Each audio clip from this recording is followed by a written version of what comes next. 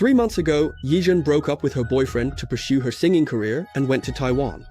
But after living alone for a while, she realized she still couldn't forget him, so she bravely flew back to Hong Kong to pursue love again.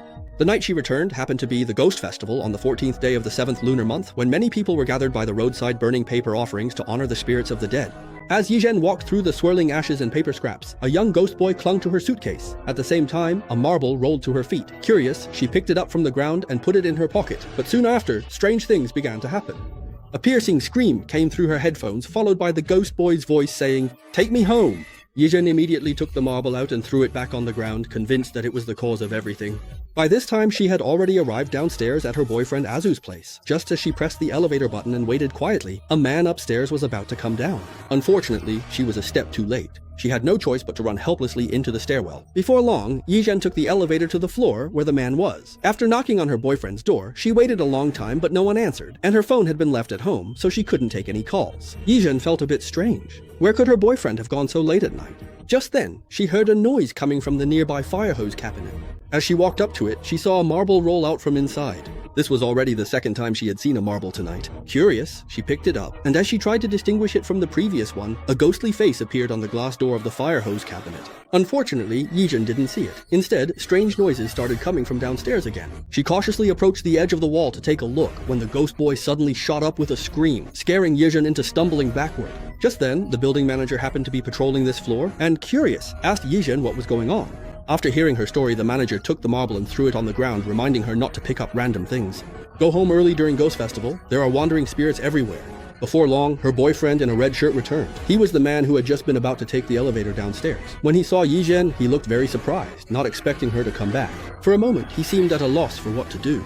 Yizhen was also curious, not understanding why he was trying to open the neighbor's door. Azu forced a smile and explained that he had opened the wrong door. Yizhen didn't think much of it and just kept expressing how much she had missed him since they parted. She said she would never leave Hong Kong again and wanted to live together once more. Azu gave in. Although their previous breakup hadn't been pleasant, there were still feelings between them. The two of them made up and were as close as before. As they opened the door and were about to enter the room, Adu quietly slipped a bunch of keys into a trash bag and then, pretending it was nothing, casually tossed the bag downstairs. Someone saw this and quickly asked what it was. Azu made up a random lie to brush it off. The marbles from before appeared once again, and the hallway became even more eerie and frightening. But this didn't affect the couple in the room at all. After being apart for so long, their reunion was naturally filled with affection. Yizhen noticed that Azu seemed distracted and instinctively felt a sense of foreboding. She sternly warned him that they must always be together, and that even death couldn't separate them. That night, not long after Azu fell asleep, he felt drops of water dripping onto his head, one after another.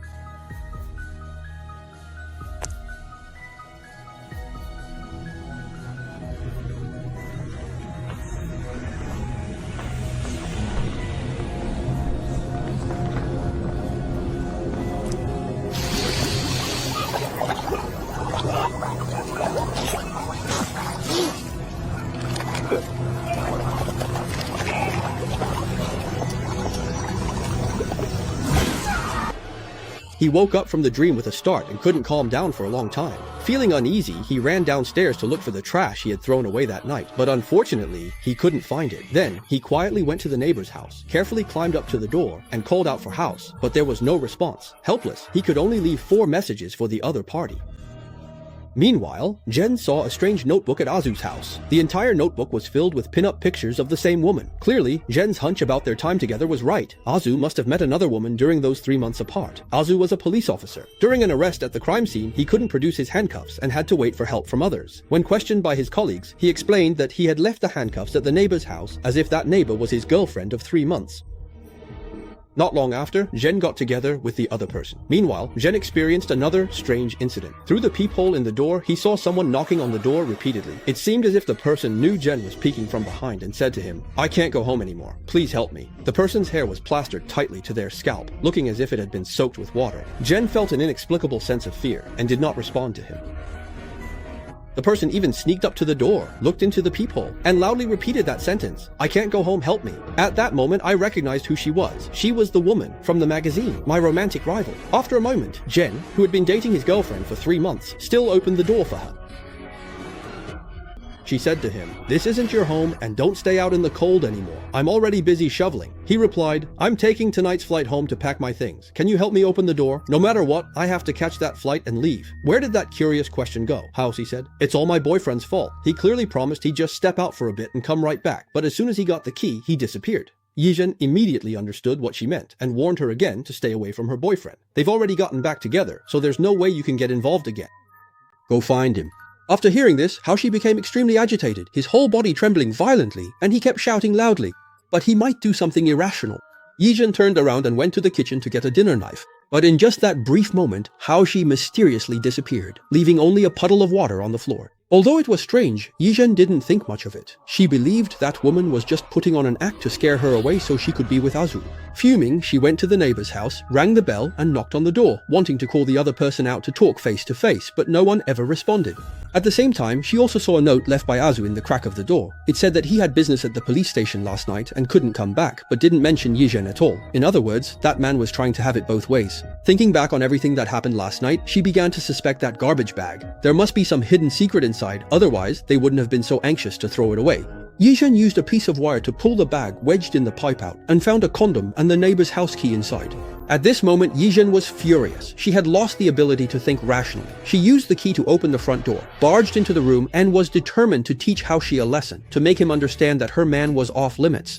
But she never expected that what happened there would become an experience she would regret for the rest of her life. She could feel someone behind her and could also hear the sound of footsteps, but she just couldn't see who it was. Just as she was feeling curious, a scream came from the bathroom. Frightened, Yizhen immediately hid in the wardrobe next to her. Through the crack, she could see someone shouting and throwing things around. She had no idea what was actually happening. It wasn't until the living room quieted down again that she cautiously poked her head out, wanting to leave. But then she saw the soaking wet female ghost, who was staring at her intently.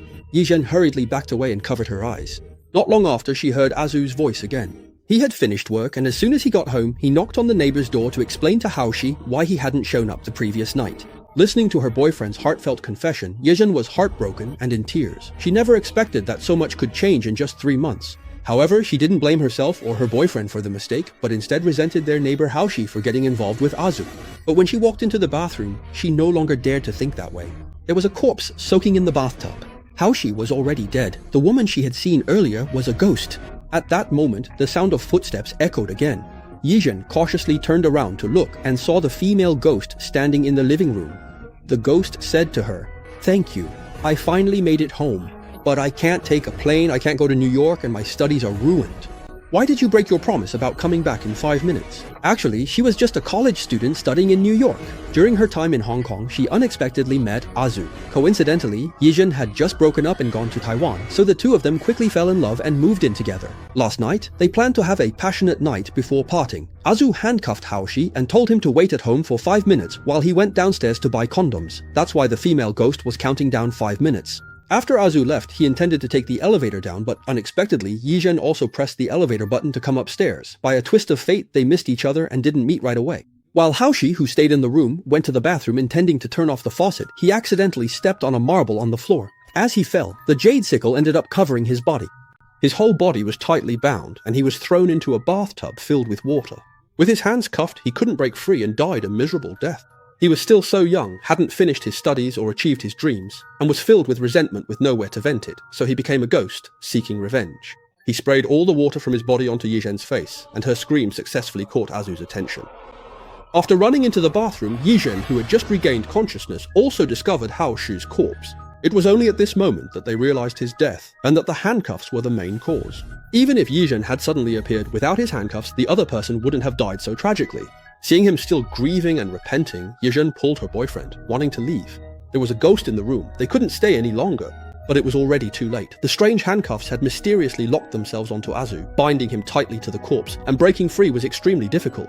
Determined, Yizhen found a hacksaw outside, and together they cut off one of Shu's hands, finally freeing Azu. This action directly enraged Haoxi. The corpse began to come back to life, slowly crawling out of the bathtub.